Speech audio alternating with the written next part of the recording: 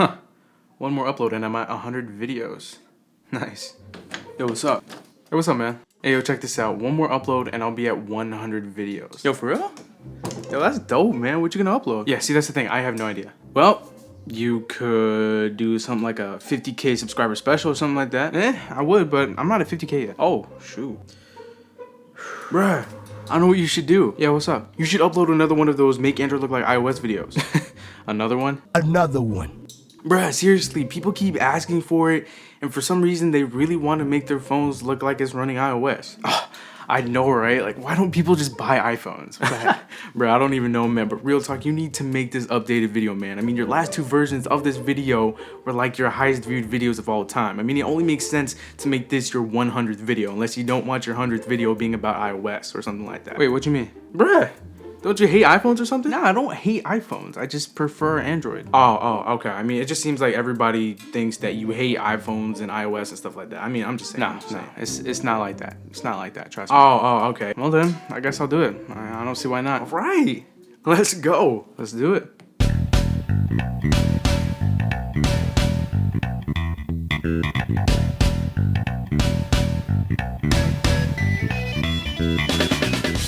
I cannot believe I'm doing this again. Hey, what's going on YouTube? Easy Tech 231 here, and welcome to Make Android Look Like iOS version 4. Yes, this is the 4th iteration of this video that I've uploaded, and I'm not sure if it's going to be my last one, probably not, but without any further ado, let's go ahead and jump straight into it. So we're going to go ahead and kick things off with the Lockscreen here, and this is OS 8 Lockscreen. It's a free application on the Google Play Store. All of the links to these apps will be in the description below, as always. Now, this is probably one of the best ones left over. I say left over meaning a lot of the other ones that emulate the iPhone lock screen are no longer on the Google Play Store at all. And you're gonna notice that theme throughout this video. I think it's because some of the applications are a little too close to the actual iPhone, lock screen and camera, whatnot. So they had to be taken down, which is actually pretty funny. So let's go ahead and get into the lock screen here. So the lock screen, it looks nice. You've got your slide to unlock animation there. You do get your shortcut to your camera, a little bit of a different shortcut icon there, but that's okay. And it is very fluid, at least on my phone. With my experience, it is very fluid, and you cannot bypass the lock screen by pressing the home button. It just won't work. So that is nice. So let's go ahead and enter my PIN. Oh my goodness, crazy PIN number that you guys know now. Okay, so this is iLauncher.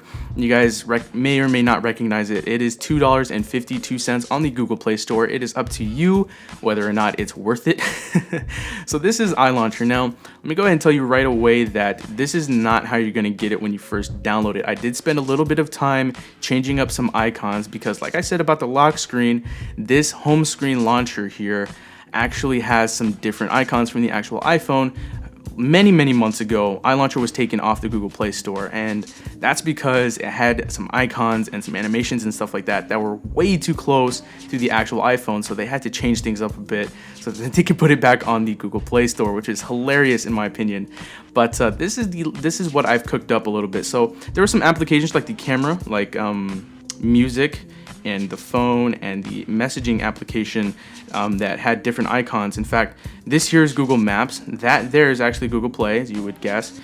This application here is actually Spotify, and this one here is Weather Timeline. So some of the applications I've actually customized myself to make it look like iOS. Even context and photos, those icons were not even there.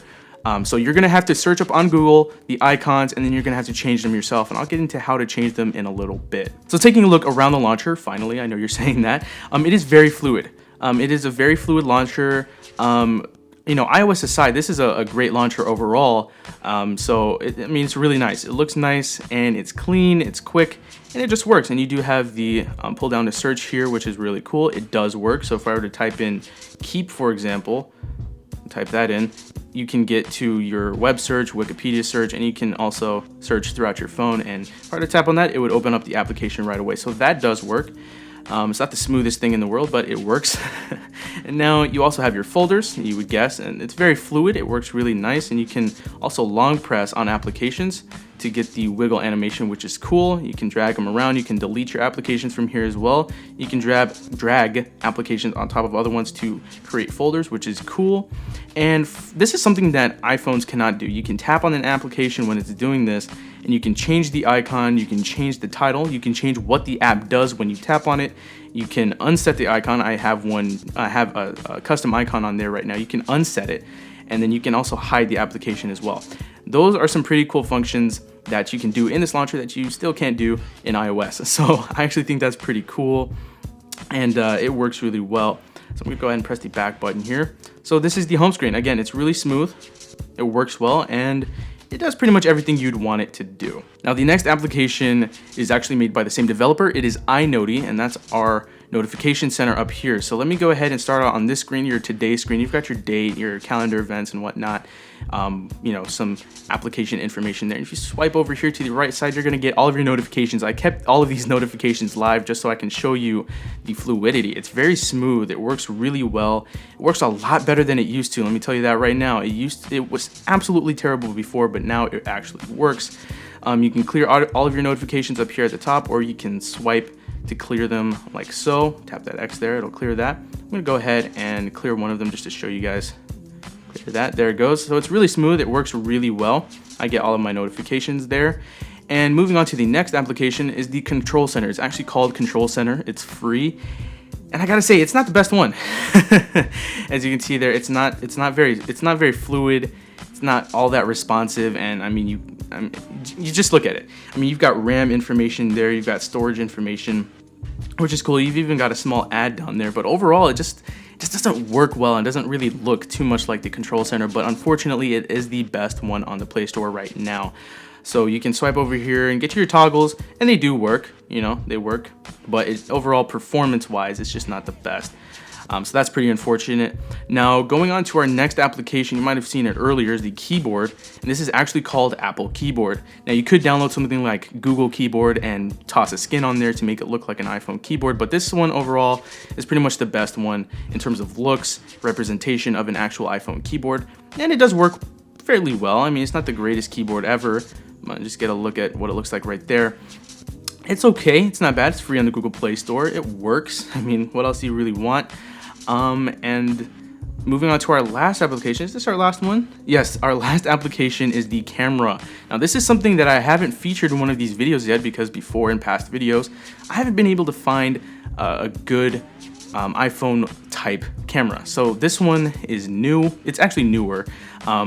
It's called Geek Camera, and I disguised it as the actual camera application for the iPhone. So I'm gonna go ahead and boot this up real quick, and it looks fairly similar to the iPhone camera. It looks very, very similar. So you got your video, you swipe over, get to your photo, and then you have your square photo as well. You have options up top like a timer mode.